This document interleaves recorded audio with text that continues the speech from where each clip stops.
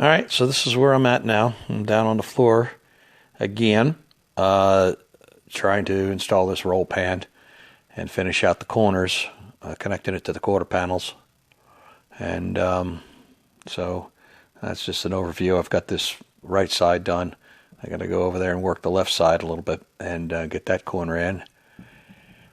I'm presently doing a little body work on that panel that I had to cover up all that irregularities underneath the car. So that's that'll be installed later. But yeah, this is where I'm at now. Moving right along.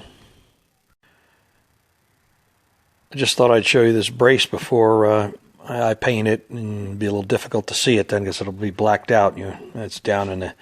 What it basically does is there's the top of the bumper substructure, the mounting structure, and this is the top of the roll pan, and so this will connect these two pieces together, but this will get painted out and then this will get welded in solid.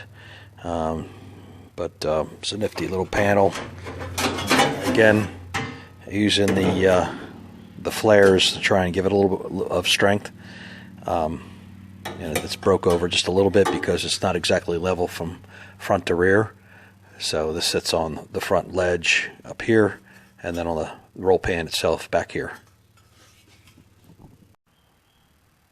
Okay, just thought I'd show you what this structure looks like with the bumper back off of the car. I have to take it back off to address some of these tight areas and finish them off on the inside.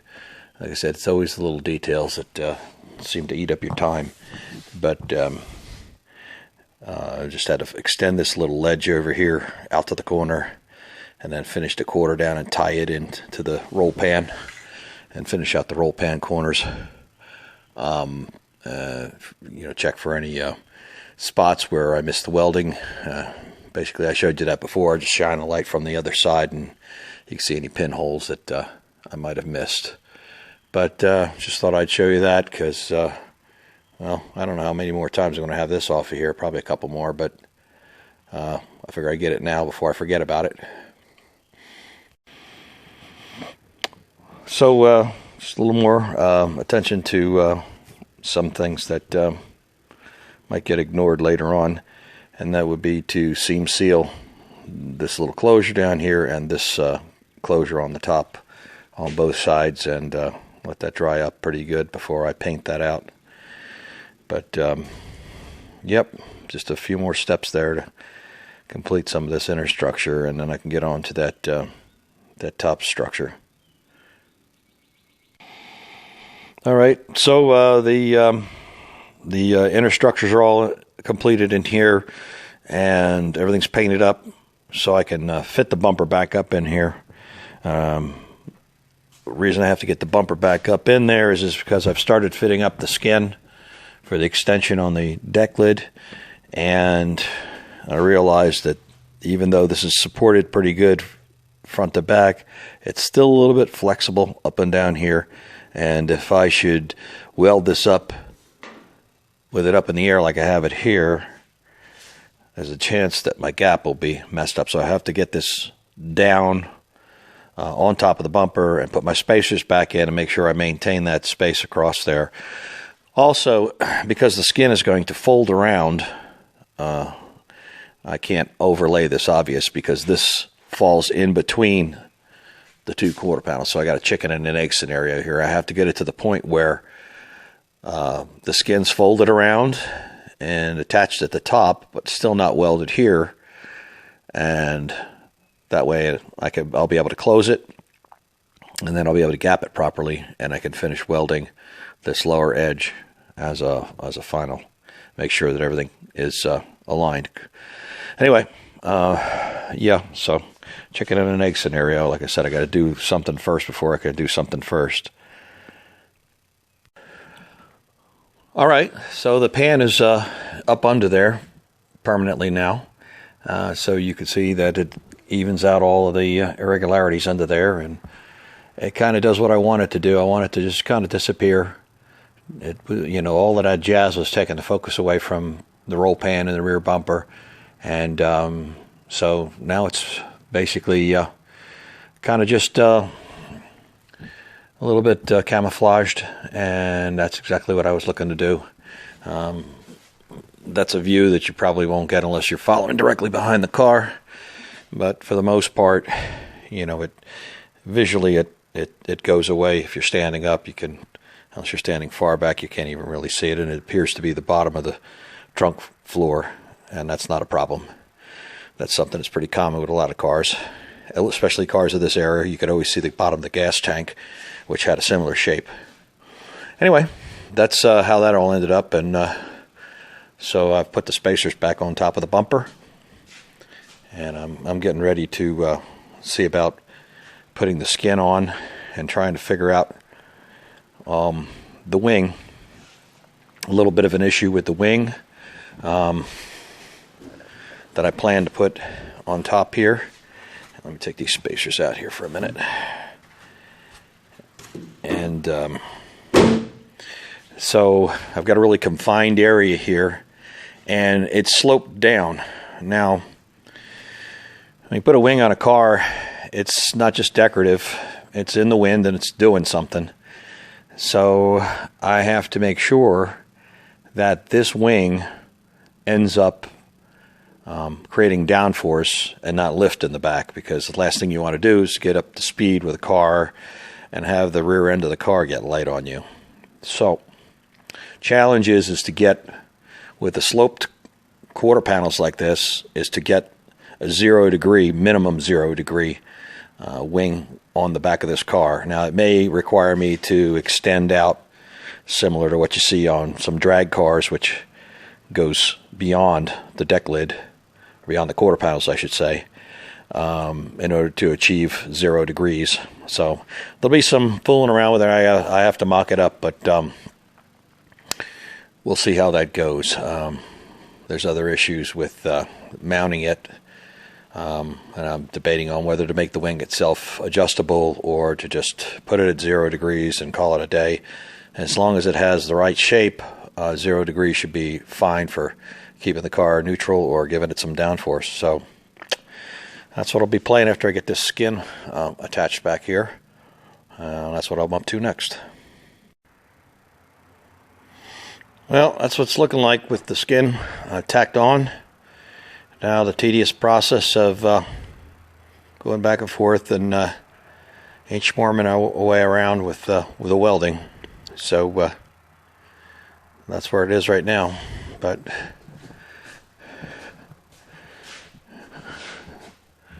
get another view over here.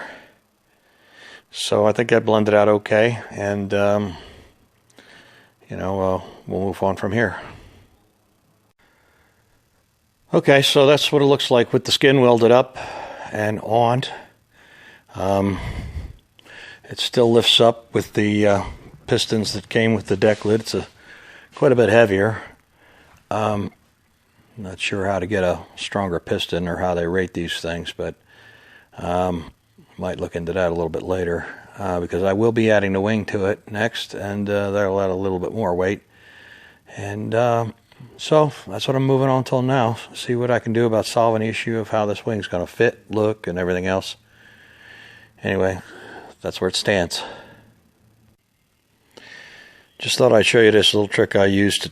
I have to weld up these holes. These are the mount holes for the wing on the back of the deck lid of the Challenger. And so I've just taken a piece of 045 here, and I've ground a little circle about the approximate size that I need to fill in, left it attached to the larger piece of metal so I can hold it in place. So I'll just run it down into the hole like that.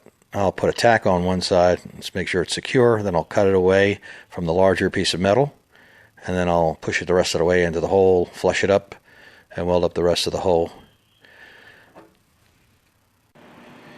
Okay, so this is the foundation for the wing right now.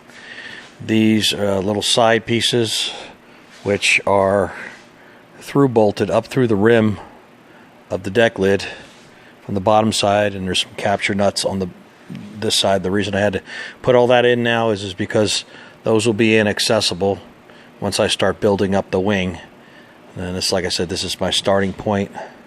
Both sides over here. These pieces And just close this deck lid here. They finish out to the top of the quarter panels. Now I've already determined that the wing is going to have to come out straight, and that means it'll be higher than the quarter panels, but it'll be flat somewhere's about back to here in order to get that 1 degree that I need, 0 degrees at minimum, and possibly even 1 degree down forward. So the first thing I do, like I said, is put a couple capture nuts on these end plates. Had it tacked into place. Now I can take the tacks, cut the tacks away, and unbolt these pieces, and I have to shape them up a little bit. And actually, you know what? I don't think I'll shape them up right now. I think I'll just cut the tacks so that I don't trap the pieces underneath there where I can't get to the tacks, because the leading edge is going to cross over where these tacks are right now. So I've got to at least cut those side tacks away. Anyway, that's how I'm going to proceed from here. Okay, so right now I'm just taking a piece of 3/8 inch DOM tubing and 049 wall, and I'm kind of contouring it to take in both the slope, or the crown in the deck lid, and it has to kind of slope in this direction also, kind of 50-50, and to try and flatten this wing out a little bit, kind of between the crown and the deck lid and straight across. So right now it's a little bit more gapped on either end than it is in the center in order to drop it down, and it's a little more bowed than it would be if it was all the way to the back of this bumper here, in order for it to sweep out and still have some space underneath the center. So that's the leading edge of it, and from here I'll be figuring out how far I have to go with the sheet metal in order to create a neutral wing. I'll just hold it still here for a minute so you can see what's going on. Alright. Okay, so now that I have this center support established, about 1/8 of an inch space underneath the leading edge, that 3/8 DOM, it raises up a little bit because I wanted to flatten the wing out a little bit relative to the crown of the deck lid, so you could see on either side there's a little bit more gap, but it'll give it a flatter appearance on the top of the wing. Although it still does have some crown, it's flatter than the deck lid, which has got a lot of roll in it. At any rate, I have this already cut at an angle that should give me a +1 degree tip up in this direction, and I've added a little bit of metal to this side flange here, and I'm getting ready to trim it. Just wanted to show you what I'm doing as far as I have a smart level here, and it's just a little bit over 1 degree, and that'll give me I have this little piece of angle clamped to that piece. So I'll just run a line across there and trim it off of there, and that should give me my 1 degree for this end. I'll have to repeat the process over there on that side over there. Alright, so I've got everything just tacked up into place here for all my sub-supports. Before I can close them in, though, I got to take the whole structure back off, finish welding it up in places that I can't get to, like along these edges, and grind it all up. And then I need to paint it on the interior places where I won't be able to get to once I close these pieces up. Anyway, that's where it sits right now. Okay, so here's the structure painted up with the weld-through primer. So now I'm going to start to cap off these pieces and then actually start to work on the top side of the wing. Then I'll take it back off, and I'll finish it off by painting the inside of the wing and then applying the bottom side of the wing. And see how that goes. So anyway, this is the underside of the wing that I'm working on now. I've painted both sides of the metal with the weld-through primer, and you can see this piece fits right in to complete the bottom side of the wing here, this being the leading edge over here, out to the tapered edge, and you can see this piece has a slight curve in it to create the wing shape. And like I said, that completes the underside of the wing once I get that welded up, and And that'll be it. Anyway, I thought I'd show you that because nobody's going to see that part of the wing ever. Okay, so here it is. It's all welded up on the bottom side now, and you can see it's rounded here down to a taper here, and this is flat on the top side. So it's pretty much just a reverse airplane wing. It's got a stud here that gets a nut up through the bottom of the deck lid in the center, and then on the ends you bolt it straight through the edge of the deck lid into two captured nuts that are in on these two end pieces over here. Let me just show you how it just pops on.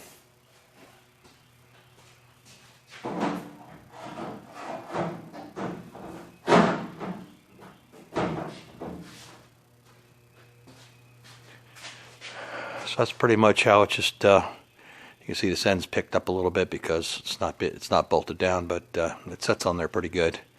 I'll tweak it around a little bit so it fits without being under stress. And yeah, that's it. Yeah, so that wasn't quite it. It took me almost a whole day here of tweaking around. Turns out that the amount of heat that went into it when I was welding up the lower side had just pulled it in from the ends just enough to where it was narrow edge to edge. So I had to do quite a bit of cutting some things loose and pulling some things over, flattening some things out so that it sets on there pretty good now. But it's bolted up now. It's not under any stress. It went on easy. I didn't have to force anything. When I first put it on there, the middle stud went in okay, but then when I went to thread the bottom sides of these edge nuts, that didn't go so well. So I had to do, like I said, some things needed to be cut loose and some things needed to be moved and bent a little bit here or there, and I had to tweak the wing itself a little bit, take some shape out of it.